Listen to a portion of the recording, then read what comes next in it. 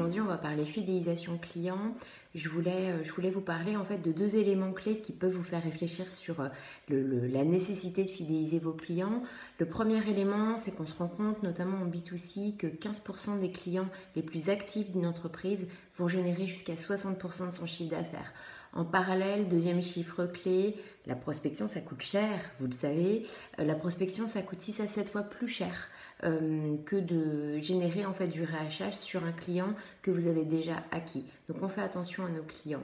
En parallèle, il est important quand même de souligner qu'aujourd'hui, les besoins des consommateurs ont évolué certes, mais il y a quand même des impondérables qu'il faut toujours prendre en compte et avoir en tête, surtout, je dirais, les départements en fait, de votre entreprise. Le besoin de pertinence est très important.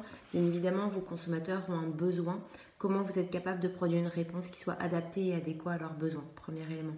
Deuxième élément, l'immédiateté. Aujourd'hui, vous savez, surtout les cibles jeunes, on a un besoin d'immédiateté parce qu'on est en mobilité, parce qu'il y a la 4G, etc., bientôt la 5G. Donc, il faut être capable de produire une réponse immédiate. Ça veut dire que vos sites doivent être optimisés sur mobile. Si vous commencez à avoir un site qui met plus de 3 secondes à charger, vous commencez à perdre de l'audience. Et enfin, troisième élément clé, la qualité. Aujourd'hui, le critère principal en fait que les Français recherchent, bien évidemment, c'est le critère de qualité, au-delà des critères de Made in France, de consommation locale, etc. Donc on fait attention à ça. La fidélisation client, il faut là encore le rappeler, c'est juste la résultante de quelque chose qui s'est plutôt bien passé auparavant. Ça veut dire que le parcours de votre client, il doit être optimum de bout en bout, à chaque point de rencontre. Avant de prendre contact avec une marque, un client aura eu 4 points de rencontre avec celle-ci. Donc il faut que tout se passe bien avant de pouvoir espérer un réachat potentiel. Alors, on passe aux astuces. La première des astuces pour fidéliser ses clients, c'est de les connaître. Pour les connaître, il va falloir récolter de la data, mais il faut ne pas hésiter à les faire parler.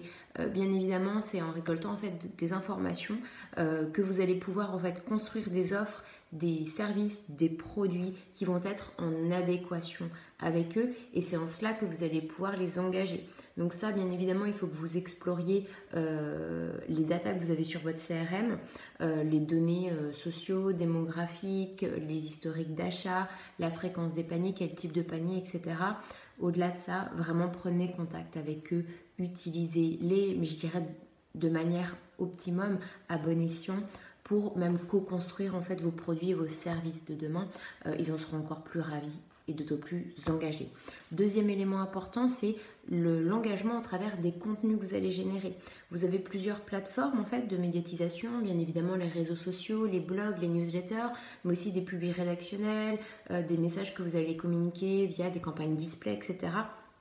Gardez en tête d'avoir un contenu engageant pour générer demain des clients qui vont être ambassadeurs de votre marque et pas actifs inactifs ou encore pire détracteurs. Donc vraiment pensez contenu. Le style français est un très bon exemple là-dessus. Ils ont un service vraiment de qualité, des super produits, mais au-delà de ça ils ont une prise de parole qui est différenciante et qui donne envie en fait de s'engager avec eux.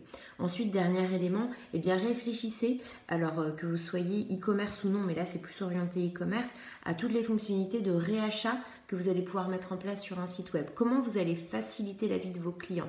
En B2B, par exemple, ça peut être des fonctionnalités de commande directe avec le fait de renseigner en fait les références produits sur votre site, mais cela peut être également des wishlists, des bloc-notes, l'historique de vos paniers d'achat qu'on peut dupliquer, etc. Tout ça, ce sont des éléments qui vont permettre à vos consommateurs de gagner du temps. Et aujourd'hui, c'est vrai que le temps, on en manque, donc c'est vraiment important de prendre cela en compte.